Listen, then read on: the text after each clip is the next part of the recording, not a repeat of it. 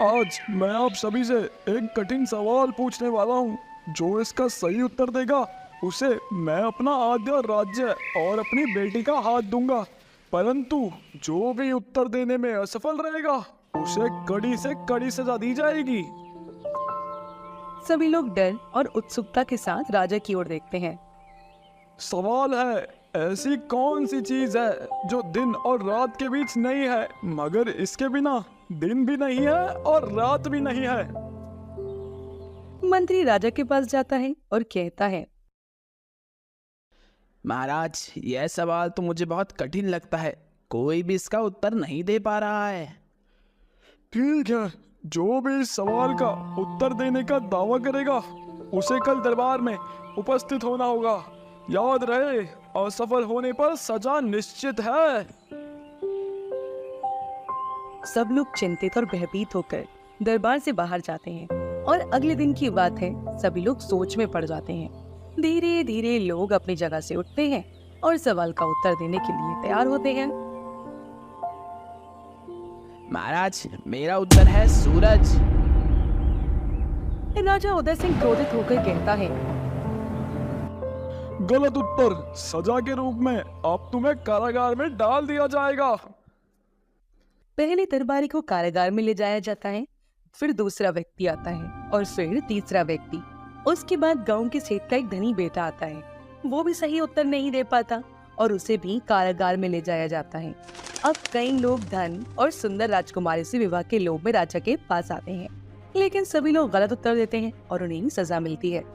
क्या इस राज्य में कोई भी ऐसा व्यक्ति नहीं है जो इस सवाल का सही उत्तर दे सके? मंत्री जी, इस सवाल का उत्तर अभी तक किसी ने नहीं दिया। तुम्हें इसकी जिम्मेदारी लेनी होगी। 3 दिन के भीतर ऐसे युवक को पेश करो जो सही उत्तर दे सके और राजकुमारी के लिए योग्य हो।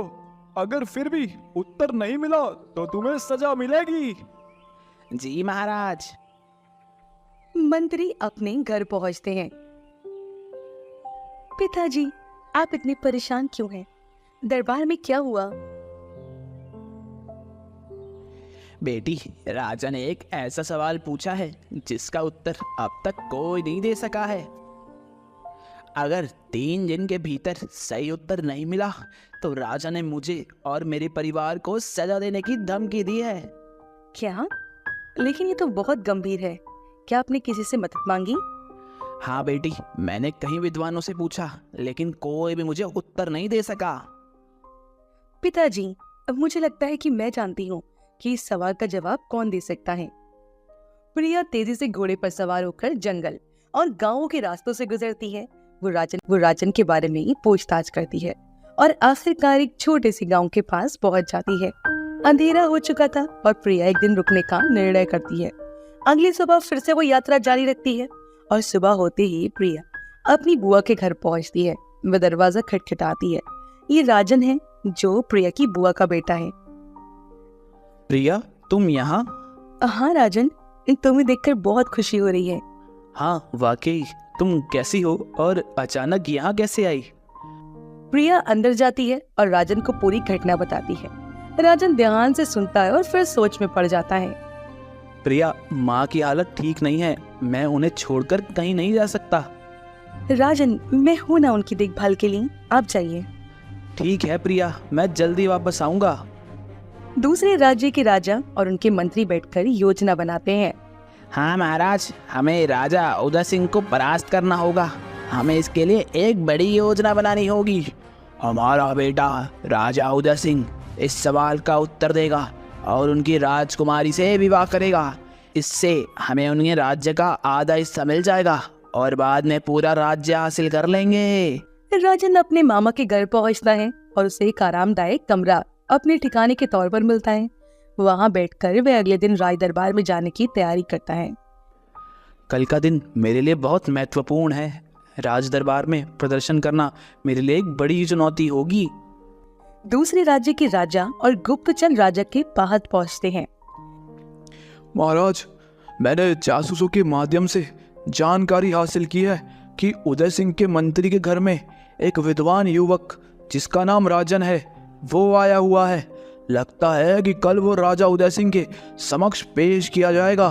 और उनके सवालों का जवाब देके उनसे विवाह कर लेगा। नहीं, ऐसा नहीं हो सकता। उस लड़के को कल दरबार में जाने से रोको। जी महाराज। दूसरी तरफ उदय सिंह अपने बेटे से बोलता है।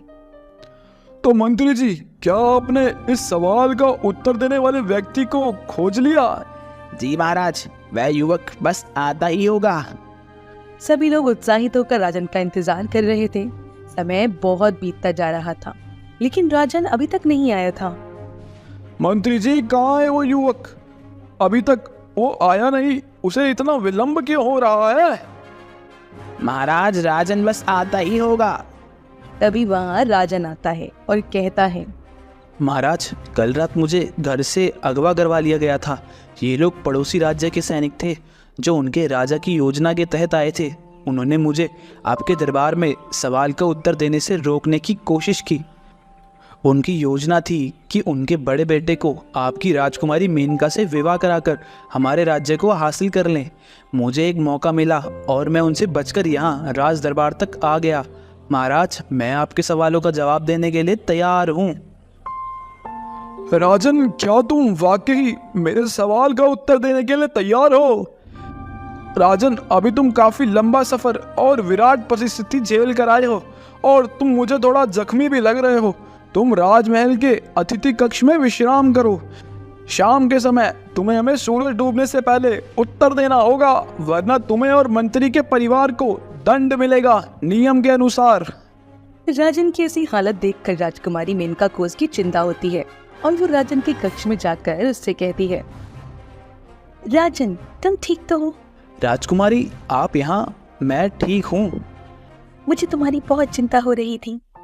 राजन, मैं तुम्हें याद हूँ, बचपन में तुम हमेशा मेनका कहा करते थे और आज भी तुम मुझे मेनका ही कह सकते हो। हाँ मेनका, मुझे सब याद है।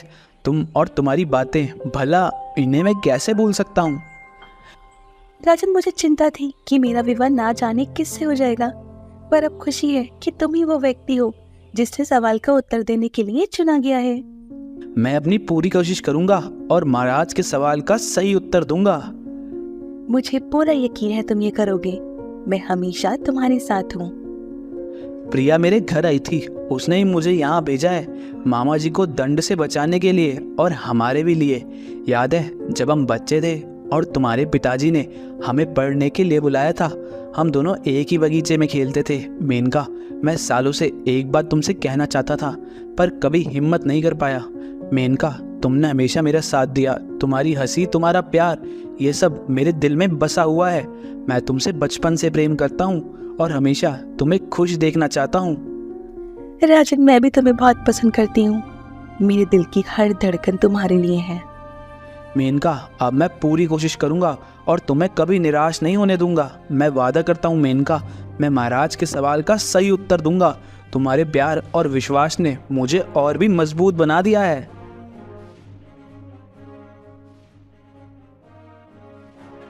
महाराज, मैं आपके सवाल का उत्तर देने के लिए तैयार हूँ। तो सवाल है, ऐसी कौन सी चीज है जो दिन और रात के बीच में नहीं है, मगर इसके बिना ना तो दिन है और ना ही रात है? सवाल सुनकर राजन दुविधा में फंस जाता है और काफी सोचने पर उसे कोई समझ नहीं आता। सभी की नजरें बड़े दरबार में राजन पर थी। सभी बहुत उत्साहित थे कि आखिर राजन जवाब दे पाएगा या फिर नहीं दे पाएगा। जैसे ही वक्त बीतता जा रहा था, राजन और मेनका की धड़कनें तेज हो रही थी।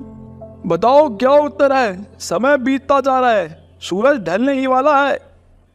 महाराज, उत्तर है पड़ोसी राज्य के राजा सूर्य प्रताप के पुत्र युवराज विक्रम दरबार में प्रवेश चाहते हैं। युवराज विक्रम, यहाँ उन्हें अंदर आने दो। महाराज, मुझे आपके सवाल का उत्तर मालूम है और मैं राजकुमारी मेनका से विवाह करना चाहता हूँ। विक्रम, तुम यहाँ क्या करने आए हो? यह सवाल का उत्तर देने का समय राजन का है। महाराज, मैं चुनौती स्वीकार करने आया हूँ। अगर मैं सही उत्तर दूं तो मुझे राजकुमारी मेनका से विवाह करने का अधिकार मिलेगा। ठीक है विक्रम, अगर तुम उत्तर दे सकते हो तो तुम्हें मौका मिलेगा, लेकिन याद रखना, अगर तुम असफल रहे तो सजा निश्चित है। जी महाराज, परंतु सवाल एक है और दावेदार दो। मैं किसी के एक के साथ भी अन्याय नहीं करना चाहता, चाहे वो राजन हो या युवराज विक्रम। महाराज, आप दोनों को एक साथ उत्तर देने का अवसर दें, यह सही और न्याय संगत होगा। ठीक है राजन और विक्रम, आप दोनों एक साथ उत्तर देने का अवसर मिलेगा। जो सही उत्तर देगा उसे आधा राज्य मिलेगा और वही व्यक्ति योग्य होगा राजकुमारी मेनका के जीवन साथी के रूप में। राजन और विक्रम, आप दोनों एक ही समय पर अपने उत्तर दीजिए। सवाल है, ऐसी कौन सी चीज है जो दिन और रात के बीच है, मगर इसके बिना ना ही दिन है और ना ही रात है? महाराज, उत्तर है आकाश। आकाश दिन और रात के बीच नहीं होता, मगर इसके बिना दिन भी नहीं है और रात भी नहीं है। महाराज, मेरा उत्तर भी यही है। वाकई दोनों का उत्तर सही है। यह सिद्ध करता है कि राजन और विक्रम दोनों ही अत्यंत बुद्धिमान हैं। महाराज, अब क्या निर्णय है? ये क्या हुआ? दोनों ने एक साथ सही उत्तर दिया। क्या दोनों का विवाह राजकुमारी से होगा? ये तो बड़ी समस्या हो गई भाई। अब राजा क्या निर्णय लेंगे? शांत रहिए सब लोग, मैं स्थिति का समाधान निकालूंगा। महाराज, आप चाहे जो भी निर्णय लें उसे ध्यानपूर्वक लें, ताकि किसी के साथ अन्याय ना हो। क्योंकि राजन और विक्रम दोनों का उत्तर सही है, लेकिन केवल एक ही राजकुमारी का हाथ पा सकता है। इसलिए मैं निर्णय करता हूँ कि कल मैं 3 और सवाल पूछूंगा। जो भी उन सवालों का सही उत्तर देगा वही विजेता होगा। राजन और विक्रम कल सुबह दरबार में उपस्थित हो। अगले सवालों के उत्तर देने के लिए तैयार रहे। राजकुमारी मेनका को चिंता होती है और वे राजन के कक्ष में जाकर उससे कहती हैं, राजन, मुझे तुम्हारी चिंता हो रही है। अगर विक्रम ने सही उत्तर दिया तो फिर क्या होगा? राजकुमारी मेनका, मुझे अपने ज्ञान और मेहनत पर विश्वास है। मैं पूरी कोशिश करूंगा कि कल मैं सभी सवालों का सही उत्तर दूं। राजन, मुझे तुम पर यकीन है, लेकिन मैं ये सोचकर परेशान हूँ कि विक्रम तुम्हें पराजित ना कर दे। मेनका, विश्वास ही मेरी सबसे बड़ी प्रेरणा है। मैं कल सारे सवालों का उत्तर देने के लिए पूरी तरह से तैयार हूँ। मुझे भी तुमसे यही उम्मीद है राजन। तुम्हारे विश्वास और प्रेम ने मुझे और भी मजबूत बना दिया है मेनका। वहीं दूसरी तरफ विक्रम अपने सैनिक से बात करते हुए कहता है, हमारे पास एक ही तरीका है इस मुकाबले को जीतने का। राजन को दरबार में उपस्थित होने से रोकना होगा।